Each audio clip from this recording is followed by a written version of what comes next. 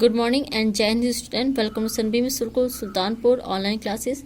We'll be starting NCERT class 6 chapter 4 key elements of a democratic government. In this chapter we discuss about firstly the story of South Africa. The South Africa is a country of several races including black people who belong to the South Africa, the whites who came there to settle Indians who came as laborers and traders and so on.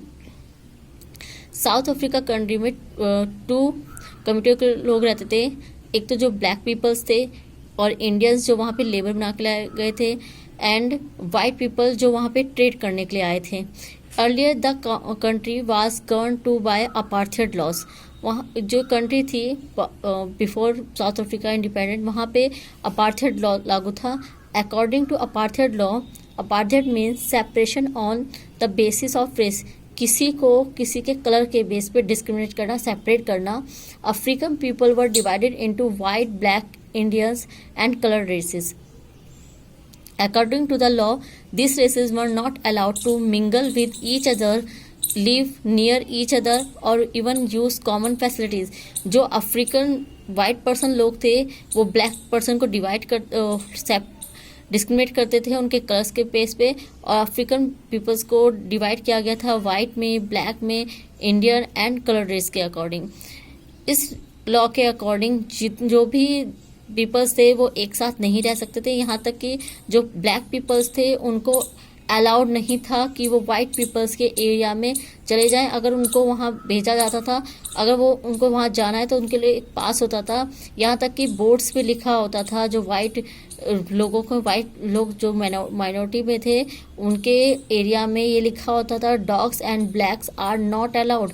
यानी जो dogs हैं वो blacks allowed. इतना उनको discriminate करा जाता था, इतना उनको इंसल्ट करा जाता था. The African national Congress, a group of people led the struggle against apartheid, and their most well-known leader Nelson Mandela fought the apartheid system for several years. African जो पीपल्स थे, जो ब्लैक पीपल्स थे, उनको काफ़ी insult करा था, discriminate करा जाता था, उनके साथ काफ़ी अत्याचार हुआ. इसके लिए जो वहाँ के ब्लैक मेजोरिटी के जो लोग थे उनके अंदर कहीं ना कहीं वहाँ के जो सिस्टम थे उसके लिए एक हीन भावना आ गई थी, उसके लिए गुस्सा हो गया था और गुस्सा आ गया था और लोग उसके खिलाफ अपोज करने के लगे थे, उसके खिलाफ प्रोटेस्ट करने लगे थे. और इस प्रोटेस्ट में उनके जो उनको लीड करे थे वो थे नेल्सन मंडेला, लीडर जो वहाँ के बाद में प्रेसिडेंट हुए.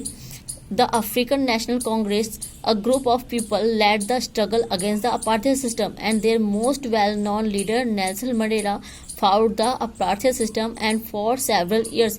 काफ़ी सालों तक उन्होंने इसके लिए फाइट की, यहाँ तक कि वहाँ की गवर्नमेंट ने उन्हें देशद्रोही तक साबित करके उन्हें जेल भेज दिया.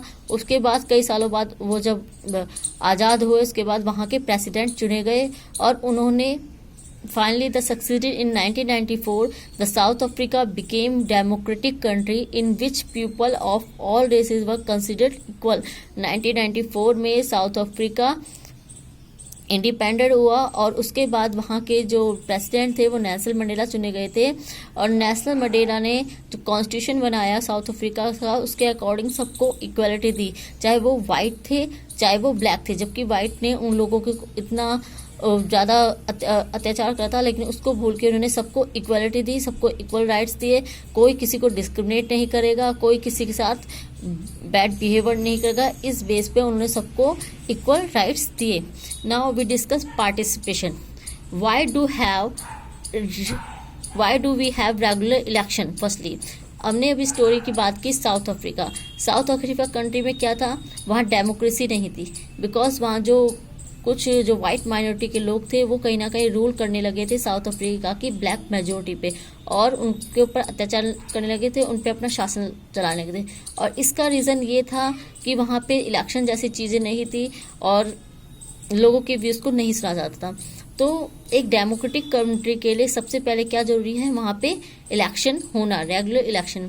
It was already discuss in a earlier chapter that people make decision on democracy. जैसे हमने स्टार्टिंग चैप्टर डेमोक्रेसी में जो डिसीजन लेते हैं वो कौन लेते हैं, पीपल्स लेते हैं, वो अपना रिप्रेजेंटेटिव चूज करते हैं. People elect leaders to represent them by election and this leader can also decision on the behalf of the people. और जो रिप्रेजेंटेटिव होते हैं लोगों के बिहाफ पे डिसीजन लेते हैं, लॉ मेकिंग करते हैं.